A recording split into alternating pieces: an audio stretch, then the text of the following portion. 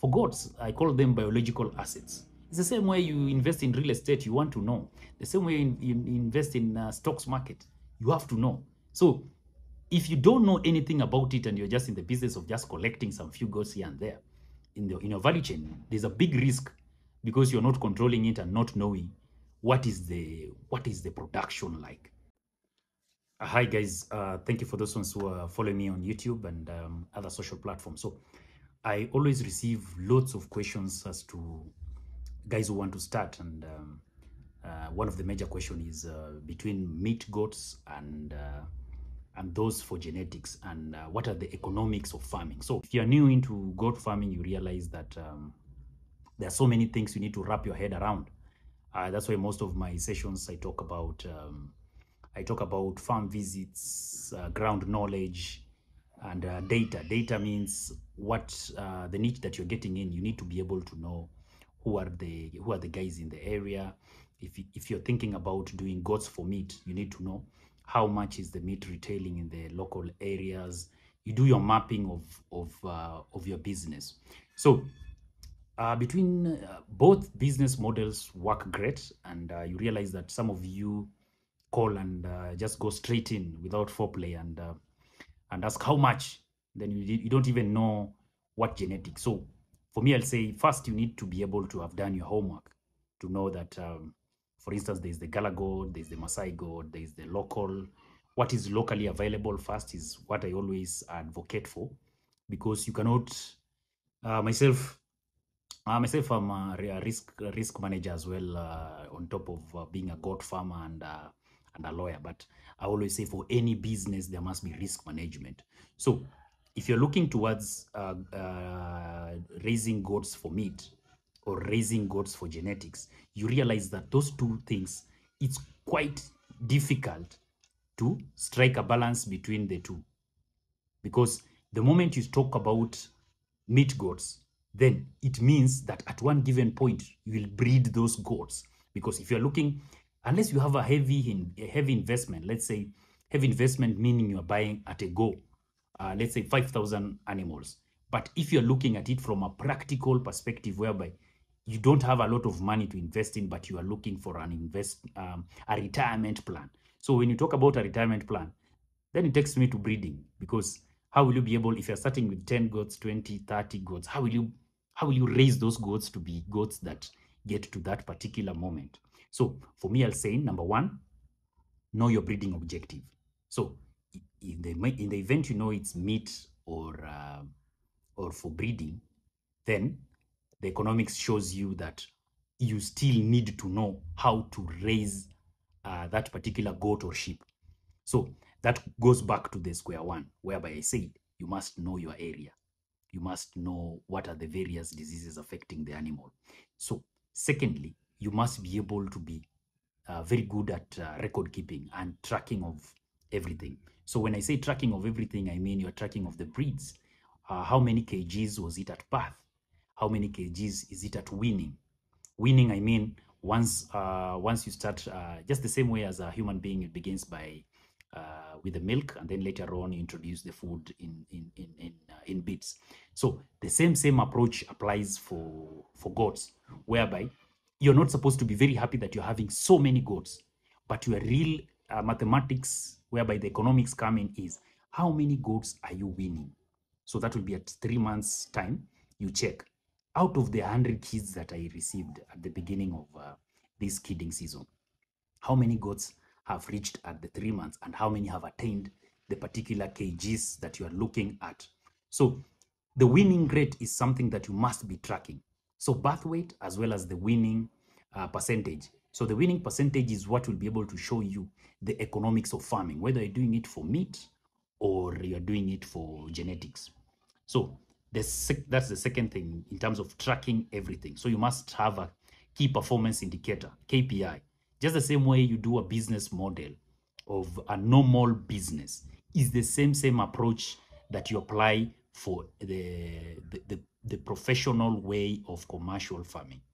Number three, you must be able to know what is your return on investment period. So the return on investment period will go back to the basics. So the basics means if it's a goat, then you're looking at a gestation period of 5 months. Now, this is something that you need to be able to count and know what will be happening between month 1 to month 5. And when I say month 1 to month 5, I don't mean that by the 5th month, you'll be able to make a return, a kill out of it, because as I said, there's the winning rate, which means you add another 3 months to be able to show you at that particular age, how many goats are you having at that stage. So that shows you that farming itself, it's a strategic thing that has a time frame. And from the time frame, you must have your calculator with you and track expenses. So most of guys says I went into farming and I had a very bad experience with farming. That one comes in because you can't track your expenses. So if I ask you, for instance, most of the farm audits that I do for farmers, I get to the farm and ask someone, assist me with your record keeping book. Then they look at me and then they say, no, the vet, I had management. Then said, the vet knows. He came, he administered these drugs. So at the end of the day, if you cannot be able to track what the vet is doing, you have your birth, the kidding records, you have your vaccination records, you have a health book at the farm. So that is the expense. That's what I'm saying. Tracking of everything is a big scope because you will be able to track expenditure. How much salary are you paying the herdsmen? When you are planting, let's say Lucerne, how much did you spend in terms of the farm angle, the farm perspective? Then you also need to know how much are you spending on airtime. If you're having a CCTV surveillance at the farm, know how much are you spending on bundles? How much are you spending on the various aspects towards the ecosystem of the goat farming? So now into the meat of it. Goat meat versus selling for breeds. So the beauty about genetics has faster return on investment than meat. Now, for meat, you must be able to have game of numbers. And when I say game of numbers, it means lots of animals, because just a simple question. So some of you are impressed and you reach out with so many calls asking that, can you be able to deliver 100, 300 goats per week? Then I ask my question, how many goats are those? If it's a mother stock, whereby you're doing it, breeding yourself and then selling for meat, then calculate. Most farmers don't even know what was the birth weight of the individual goat. So it takes you to the equation that majority of the guys who are doing meat for export, they are not farming it. They are not breeding those animals. They are technically getting it from the market. So from the market, it's an issue of depending with when it's high, low, and medium. So, but if you're doing it by yourself and breeding those particular animals, and I'll tell you for sure, most guys who are doing it for export are not interested towards investing into the sector. So they want to get you a farmer who has been doing it, then they buy from you. So the meat industry is quite difficult to hack alone. It will require you to be able to have other farmers to work together, because production, goats are not like chicken where you have 21 days they have hatched. It has a gestation period. It has some expenses and expenditure towards ensuring that that particular goat has attained a certain specific weight. So the Gulf market, the Gulf market itself, they require certain specific carcass weight, which means it's dead weight. Then there's live weight. Live weight is when the animal is intact. Now, the beauty about genetics, there is no mathematics of carcass weight because you are selling genetics, which means the only mathematics, economics that can make sense is having two lines. One line, you are having a line of genetics. And from genetics, you must be able to know what particular genetics are you beginning with.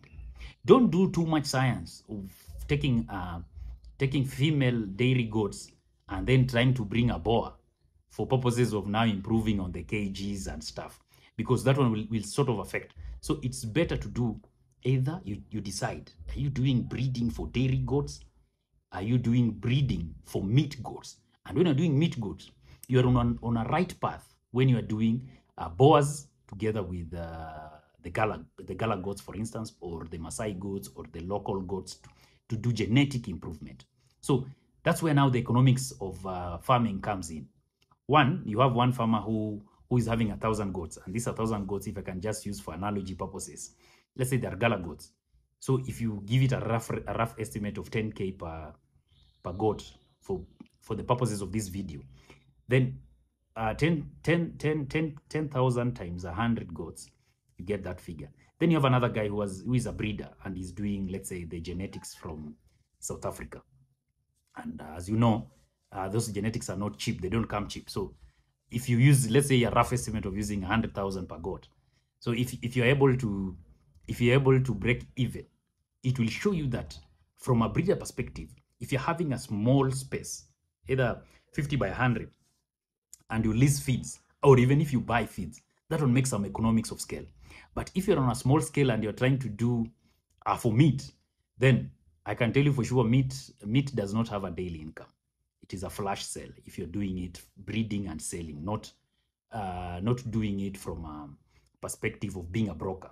But if you're looking towards you're in a corporate world or you're in a diaspora and you want to come back home and do this thing. So for meat goat, it's the best mathematics because no one is doing it from a strategic point of, let's say, I want to see in the next 2 years, in the next 3 years, I need to be having these numbers. Let's say 1,000 goats, 2,000 goats. Nothing is impossible. So it all depends on how you're doing your mathematics. And I'll tell you for sure, there's a difference between now just watching a YouTube channel and some of the most YouTube channels that have the greatest views, they talk about millionaire farmer, billionaire farmer, how to make a lot of money from farming. No, I'll tell you for sure, farming is not that that rosy and like a wedding day. The same way the wedding day, there's a lot of witnesses for the ceremony. So when you're doing farming, you should be able to engage yourself with YouTube channels. That's why for me, at no given point should I will you ever come across a video that I'm talking about the happiness of the farming part. That one you get from another YouTuber who wants to get some views. But here, I'm telling you that economics of farming comes from you sacrificing, you being consistent in what you want, drawing a big map till you wake up tomorrow morning looking at your plan and you're saying, God, I don't know where these finances will come from. But you're strategic and sitting towards that plan and saying, my financial muscles can get to 20 goats. I want 500 mother stock. So I need to calculate and see how many per month can I be able to be topping up till I get a good mother stock, let's say 100 goats. So that during that breeding season, you cannot calculate with maximum rate because there's mortality. So you don't say I have 100 females, I'll be having 200 kids. That is impossible because there's mortality angle as well as the winning rate, which I told you. It's not about the kids born. It's about how many have survived, at least by month 3 when you're doing the winning stage. So once you have realistic projections and you have been able to track the expenses, then you can be able to do your economics of farming. So that's what I was telling you. The genetics aspect, you cannot run away and say, I just want to keep goats for meat. You will have to breed the goats because during the breeding is now where you are accumulating the stock. So that's an approach that you cannot dodge. If you are building up your farm to be able to sustain it, you don't want to be waking up every morning, you're in Isiolo, you are in Narok, you're in Kajiado looking for goats. But if you want a stable thing, that's something you give it 3 years. 3 years strategy, but it does not mean during the 3 years you'll not be able to offset some goats. So you look at it from a position whereby you say, number one, for me, based from my experience, I can say you can need 2 lines. Line 1 is genetics, whereby you begin, if you're not a veteran farmer, don't do exotic genetics because exotic genetics have different climatic conditions and acclimatization. Just begin with building of the stock. You can use the Gala goats, for instance. The Gala goats, at least, they also grow faster and they are tall animals. And from my personal experience, these goats, when crossed, they bring some adaptability from the mother side and the carcass weight from the father side if you're using the Boa, Savannah, or Red Kalahari. So the mathematics is you have one line of breeding, the genetics, and another line of now meat. So the meat, even in South Africa and other jurisdictions, they have cull. The goats that don't get to the standard for genetic breeding, they're usually the commercial, the cull. Cull means they're taken for meat purposes. So which shows you that at any given point, you will have breeder stock that will pass your checks. This is a good animal for breeding. based on mothering ability. There are several factors that can inform you. The size of the testicles, as well as the circumference of the testicle. If it's like the Gala goat, it should have split testicles if it is a pure Gala goat. So when you're having those parameters, that is what now can tell you, I need to take this lot A for, I'll retain it for breeding. This lot B, they'll now be for meat. Then now you concentrate on feeding them for purposes of meat.